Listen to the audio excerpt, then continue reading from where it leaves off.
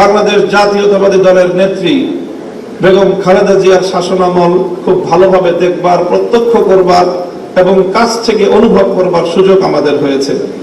4 দলীয় জোট যখন গঠিত হয়েছিল, 4 দলীয় জোটের 4 শীর্ষ নেতার মধ্যে অন্যতম একজন ছিলেন আমার বাবা মরহুম শাইখুল হাদিস আল্লামা আজিজুল হক রহমতুল্লাহ আলাইহি।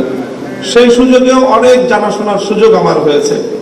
আমি আজকে আপনাদের এই উপস্থিতিকে বেগম জিয়ার 2টি কথা উদ্ধৃত করতে চাই।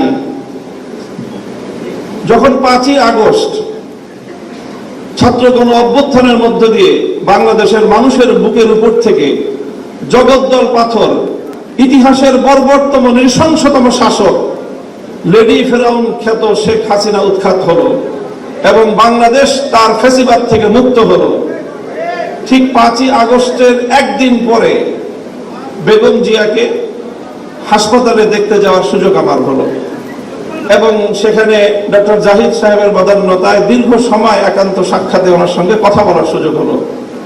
চিন্তা করেন, যে মহিলা অশীতিপর বয়সে জীবন মৃত্যুর সন্ধিক্ষণে দাঁড়িয়ে যার দ্বারা এমনভাবে নিগৃহীত হয়েছেন, অপমানিত হয়েছেন, নিজের প্রিয় বস্তু ভিটা তাকে ছাড়তে হয়েছে এবং জীবন মৃত্যুর মাঝামাঝি দাঁড়িয়ে বছরের পর বছর কারাগারে তাকে নিক্ষিপ্ত থেকে মৃত্যুর প্রহর গুনতে হয়েছে, যার উপর অত্যাচার এবং নির্যাতনের কোনো সীমা ছিল না, সেই বেগম জিয়া যখন জানতে পারে তার সামনেই তো ঘটছিল বাংলাদেশের এই পরিবর্তন, পট পরিবর্তন, শেখ হাসিনার এই পতন, স্বাভাবিকভাবেই তখন তো তার সঙ্গে কথা বললে প্রতিক্রিয়ার মধ্যে শেখ হাসিনার কিছু পর্যালোচনা, শেখ হাসিনার শাসনামলের কিছু জুলুম নির্যাতনের কিছু বিবরণ, তার ক্ষোভ, তার দুঃখ, মর্মবেদনার কিছু গল্প উঠে আসার কথা।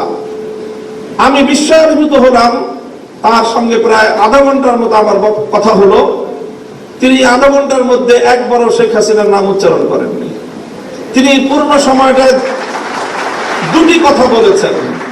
একটা হলো আমার মরহুম বাবা শাইখুল হাদিস সাহেবের সঙ্গে তার রাজনীতির কিছু স্মৃতিচারণ তিনি করলেন এবং আমাকে সেই জন্য অভিনন্দন জানালেন। আর দ্বিতীয় আরেকটি কথাই তিনি বারবার বললেন, তিনি বললেন যে আপনাদের কথা মানুষ শুনে, আপনারা মানুষকে গিয়ে বলেন, দেশের জনগণকে গিয়ে বলেন, কেউ যেন দেশের সম্পদ নষ্ট না করে। এই সম্পদ তো আমাদের, গণভবন, প্রধানমন্ত্রীর কার্যালয় সহ এই রাষ্ট্র আমাদের। মানুষকে শুধু একটা কথা বলেন, যেন কেউ এই রাষ্ট্রের কোনো সম্পদ নষ্ট না করে। আমি অভিভূত হলাম যে এই পরিস্থিতিতে একজন মানুষ, তার কিন্তু নিজের অতীত জীবনের দুঃখ কষ্ট নিয়ে কোনো ইতিহাস তার মনে নেই,